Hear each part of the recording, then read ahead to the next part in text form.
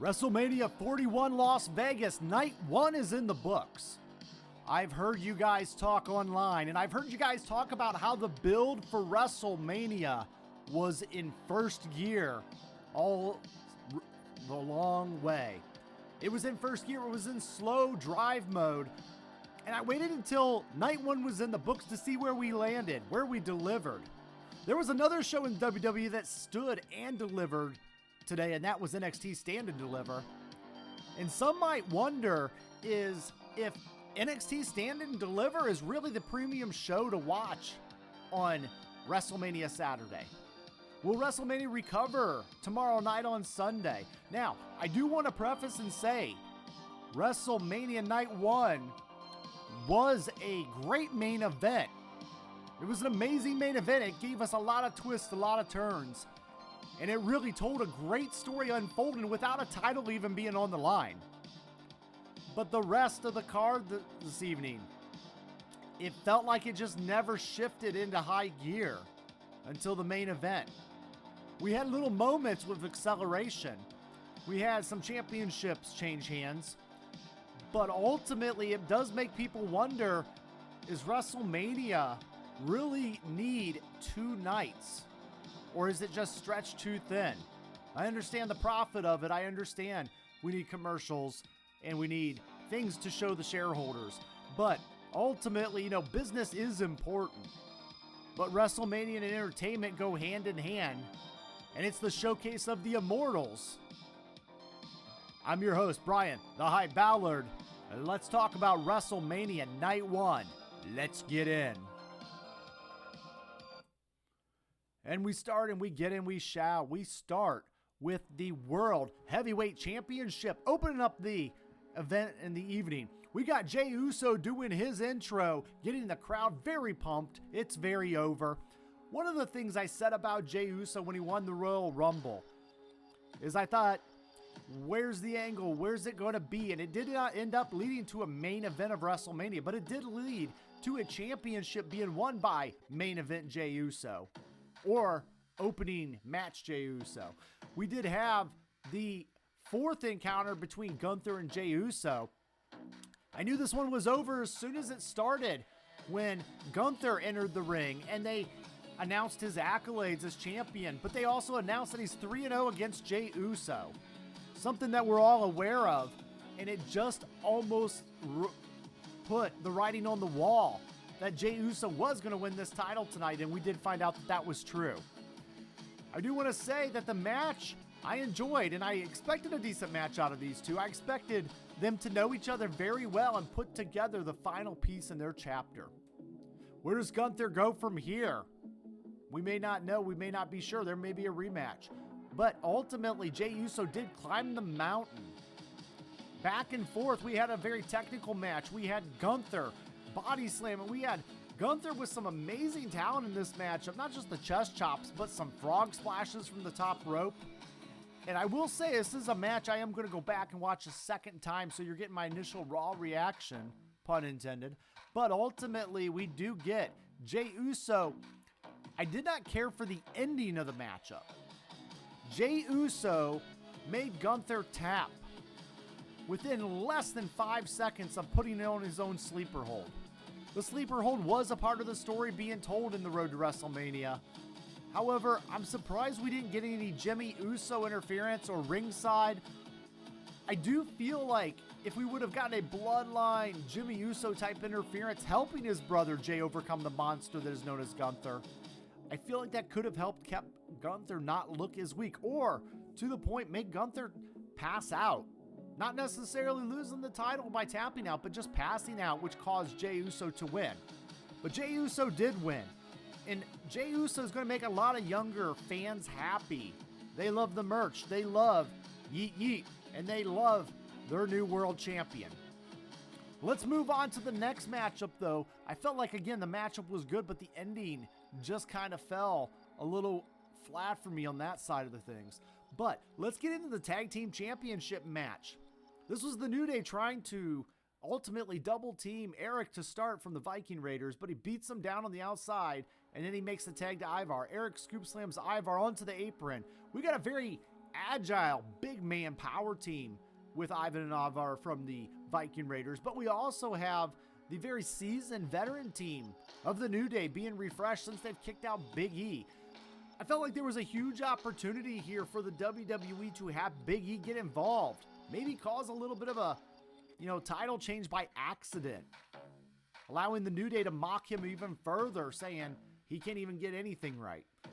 But ultimately, we got no Big E, we got the New Day, and we got the Viking Raiders just losing the titles in kind of a very quick second match on the card.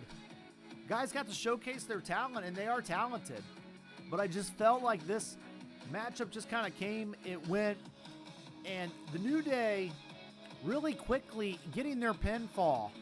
Kofi Kingston defeats Eric with a top rope double stomp and running with the titles to the top of the rope, saying they did it, they did it. This match ended up being about 9 minutes and 17 seconds. Ultimately, we did get a title change, and we did get a Monday Night Raw type matchup here on WrestleMania Night 1. WrestleMania Night 1, we had a great idea from my tag team mates over at the fans of ProWrestling.com. More specifically, John and Will, the brothers of destruction. Not just the brothers, they had an idea of making WrestleMania possibly Saturday night just being the NXT focus of WrestleMania weekend and making WrestleMania go back to one night. I like it. I feel like the card would not feel as so stretched out and would be able to focus in on one night and one production. While NXT has been shown over the last few years that they can get the job done on WrestleMania weekend and get the fans really talking about their product. So in being in good hands and good talent, why not give them the Saturday night slot at WrestleMania? A lot of great ideas over there at the fans of ProWrestling.com. Check us all out over there. And you guys can get back into the action here with this special attraction match, a revenge match, a grudge match, if you will, between Jade Cargill and Naomi. The storyline here being that Jade Cargill, anonymously attacked, eventually led to be known that Naomi was this secret attacker. Jade Cargill getting her massive revenge at Elimination Chamber, where she unleashed the fury on her opponent and her attacker. But ultimately, this matchup felt more like a regular matchup. If it was a grudge match, I feel that I would have loved to see the energy from Jade Cargill that we had at Elimination Chamber just going on a brutal attack. And I would have loved to see Naomi play cowardly heel, with Jade eventually catching her and Jade eventually extracting more of her revenge. But ultimately, the right person did win, and that is Jade Cargill after a series of power moves. And ultimately, around the 9-minute mark again, Jade Cargill defeated Naomi with the Jaded. Again, not bad for a Jade Cargill matchup. I liked the matchup. I just felt like the story aspects deserved a little bit more brutality like what we've seen in Elimination Chamber. And I would like to see them really get into the grind on this one at Mania. But ultimately, it was the right person that won, and it was Jade Cargill getting her revenge in this one. Up next, we got the United States Championship on the line as the newly claimed LA Knight got his championship back from Shinsuke Nakamura and ready to defend against the Samoan werewolf, Jacob Fatu. Jacob Fatu comes out in his entrance with his tribal chief, not Roman Reigns, but his tribal chief, Solo Sikoa. And Solo Sikoa stayed at the top of the ramp with him, hyped him up, played that man, and then ultimately left him. He dropped the kids off at the pool. That's what it felt like. But Jacob Fatu wanted to stand on his own as he won the championship tonight. Jacob Fatu getting a lot of power slams, and this matchup actually picked up the pace of the night for me a little bit. This matchup, LA Knight coming in a Maserati in his entrance, and these two go back and forth. A lot of great moves. Jacob Fatu really showcasing his agility as a big man. And ultimately, Jacob Fatu winning the United States Championship from LA Knight. LA Knight getting the loss with the moonsault from Fatu at the 10-minute, 38-second mark. And Haku briefly greeting his son at the ring just to give them a nod of approval. We then get LA Knight. Where does he go from here? away from the United States title is my recommendation. I would like to see Jacob Fatu go on his own. Maybe a little jealousy with Sokoa. We could get a little Sokoa, Jacob Fatu jealousy going on. But LA Knight needs to be away from this title. I do not want to see him claim it back. But I ask you, LA Knight's got to get his career back on track. And that opportunity will come at the King of the Ring tournament, where the winner will get a title shot at SummerSlam. And I believe LA Knight should win that championship. Or LA Knight should at least win the King of the Ring tournament, making him a viable #1 contender. And I would like to see that. I think it has to be booked. Let's get it done. We then getting it done with the Lucha Showdown. Now, Rey Mysterio injured last minute and announced on the pre-show that he would not be participating in this matchup tonight with El Grande Americano. And so we needed a replacement. Enter the newly signed Rey Fenix. We replaced one Rey with another, and Rey Fenix is now, of the Lucha Brothers, now in WWE, making his WrestleMania debut against and replacing Rey Mysterio against El Grande Americano. I like to call him El Cafe Americano, but ultimately Phoenix catches Americano with a Hurricane Rana, and the two get started. They get a quick 2 count immediately. A lot of back and forth fun in this matchup, and I like the fast-paced luchador matches. We ultimately get the metal plate that El Grande Americano has been putting in his mask, and he's been headbutting his opponents with this, and Phoenix was no different, as that did come into a factor in this matchup. El Grande Americano defeats Rey Fenix with a loaded mask, diving headbutt, 7 minutes 57 seconds mark. WWE also announced their purchase of AAA out of Mexico. AAA, the territory, the Lucha territory. And on the pre-show, Triple H announced a lot of the different competitors that came out of there. Vikingo, one of them, actually getting a nice spot here in the matchup, getting a little interference. I do believe this was because during the pre-show, Triple H almost looked as if he could not remember his name, as he named like 20 people in that situation.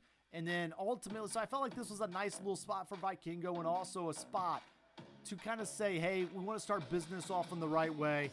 Sorry about not getting your name correctly in the opening pre-show, and let's go ahead and add you into the spot here.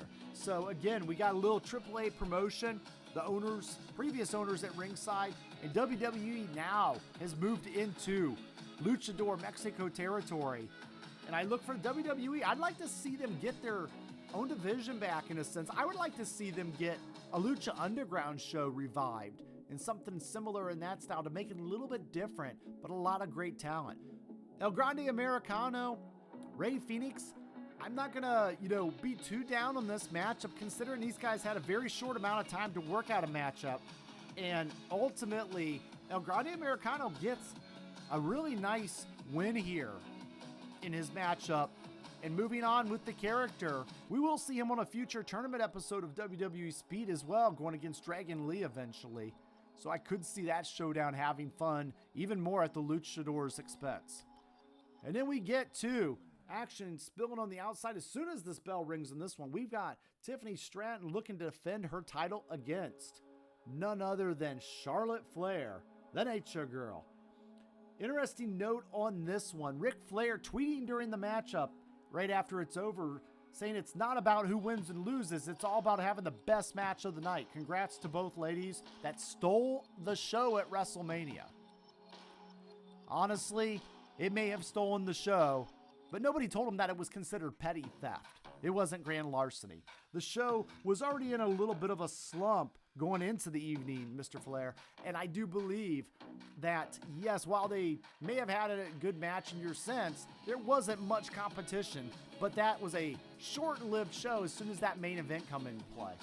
Ultimately, we do get a back and forth. We do get a brutal spot where Tiffany Stratton chips her tooth in the matchup legitimately, looking like she ate a bowl of Pearl O's. If you know that Simpsons episode, you know what I'm talking about, guys. You can YouTube it. But ultimately, we do get Tiffany Stratton. I was shocked to find that she actually did defend her title against Charlotte Flair in a big match main event spot. and I do say that was the right choice by WWE. While I didn't really care for the matchup back and forth between these two, neither lady looked like they really wanted to do business for each other. But ultimately, I do think it was the right person going over here to build this character up. There's plenty, it does not hurt the legacy of Flair, and it does help Tiffy time be extended just a little bit longer. I can see Charlotte Flair becoming a Queen of the Ring in this year's Queen of the Ring tournament. But also, I want to say thank you guys to the kings and queens out there that like this, share it, subscribe it, talk wrestling with me every week when we talk about it. You guys mean the world to me, and this is just the beginning. Let's go ahead and let's get into the main event. It is Wrestlemania, the main event of main eventers. Roman Reigns, triple threat match against CM Punk and Seth frickin' Rollins. The bell rings, Punk immediately rolls out. Punk has Cult of Personality played live as his entrance. It felt special. He had Paul Heyman with him. All things point that Punk could be the one that gets his main event WrestleMania win. He got his main event moment, but Seth Rollins in a turn of events is the winner here. I did predict this, that Seth Rollins would have the advantage. Seth Rollins had the most to gain from this matchup tonight. Roman Reigns is already very made. Seth Rollins is the one that was always kind of in limbo, but still reinventing himself. And CM Punk, well, CM Punk is CM Punk, and he's always good at a good revenge match with Seth Rollins. And Paul Heyman double turns on CM Punk and Roman Reigns to align with Seth Rollins. One thing about Paul Heyman to understand is he always knows when to make moves and betray clients at the right time. There's a reason he's lasted so long. The dramatic effects of Paul Heyman added to the matchup, much like the all back and forth triple threat stories. This was a great triple threat match. It may have been one of the better triple threat matches in WrestleMania history. I would have to go back and do some serious deep dive, and WrestleMania 20 comes to mind in that main event as well. But ultimately, I will say that there was a lot on the line, a lot of history. We bring up the Shield. We bring up how the Shield was meant to be a shield for CM Punk in a great Friday night promo by Seth Rollins. We get a lot of barricade action outside. We get some Samoan drops. We get some uppercuts in midair. We get a very sweet spot in the middle of the matchup where Reigns goes to do a spear on Rollins, and Rollins converts it midair into a Triple H pedigree, like his old mentor. We ultimately then get a bunch of great moves in there. We get some buckle up power bombs to Punk. We get a go to sleep moments with both competitors. We get a moment on the outside where Rollins is trying to convince Reigns to work with them. Reigns agrees. They look like they're going to do the old Shield power bomb through the table spot on CM Punk, but ultimately Roman Reigns sucker punches Rollins and then puts him through the table, and then ultimately putting Punk through the table as well. Two different tables go down in this main event, but we do get jackknives on both of them. Ultimately, though, we fast forward to the end, Paul Heyman being the big factor in here and taking out both of the opponents. Heyman gives the chair to Punk. Heyman climbs into the ring. Paul Heyman low blows CM Punk. Heyman presents the chair to Roman Reigns. Roman Reigns looking shocked and pleased at his wise man. He delivers the chair shot to Punk's back. Haynes tells Reigns to turn his attention to Seth Rollins. Seth Rollins in a very reverse Shield-like betrayal moment. Roman Reigns with the chair this time looking to smack Rollins in the back. Paul Heyman low blows Roman Reigns. Very dramatically, Heyman gives the chair to Rollins and he slumps over off to the side while Rollins delivers a chair shot to Reigns into the back per story and follows up with a stomp and a 1 and a 2 and a 3. After the match, Paul Heyman raises Seth Rollins' hand in victory. Seth Rollins defeats Roman Reigns with the curb stomp. 32 minutes, 43 seconds. Good paced matchup. Very fun in between all these guys, and I believe there is a lot more story to tell here. But the real winner, Seth Rollins, did prevail. Let's go into our final thoughts this evening. And here they are, the final thoughts. Seth Rollins was the right man to take on Paul Heyman as a client, or Paul Heyman take him on as a client. Ultimately, Seth Rollins is the one that really had the most to gain And I love the fact that he is the Joker to the Roman Reigns' Batman. Seth Rollins, the constant Achilles heel, the kryptonite to that is Superman Roman Reigns. Seth Rollins always gets the upper hand on Roman Reigns in a WrestleMania moment. This gives me the idea of how Roddy Piper back in the day always used to get the upper hand on Hulk Hogan. It's the same exact concept in a modern day format, except for these two were very close at one point in time. What's in the future for Seth Rollins? Lots of great things. I believe a Paul Heyman guided Seth Rollins will become world champion and have a great career. Paul Heyman also always knows when to make the right moves at the right time. He made the move to manage Big Show at one time. Then he switched over to Brock Lesnar, betraying Brock Lesnar. He switched over to Roman Reigns at one time. CM Punk one time. He did try to go with Curtis Axel and Ryback, but we won't talk about that. There was CM Punk in the mix. But ultimately, Paul Heyman knows how to evolve and not perish. Guys, that was WrestleMania Night 1. I will say WrestleMania Night 1 also, this felt like a one-match card for WrestleMania memorable moments. The main event definitely stole the show, and it was grand larceny, as I mentioned earlier, in that sense. But ultimately, the show overall did lay a little flat for me, and it does make me wonder if WrestleMania could go into a one-night event once again. But only time will tell, and we will see.